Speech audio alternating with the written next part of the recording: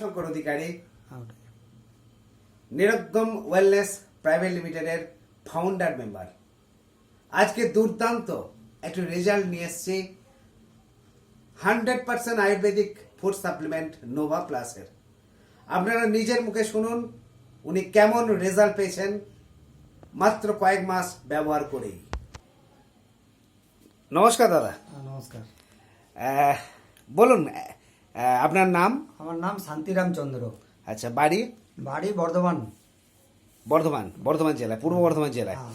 তো আপনার সমস্যা কি ছিল? আমার সমস্যা ছিল তো করোনার থেকে আমার ইমিউনিটি পাওয়ারটা কমে গেছিল।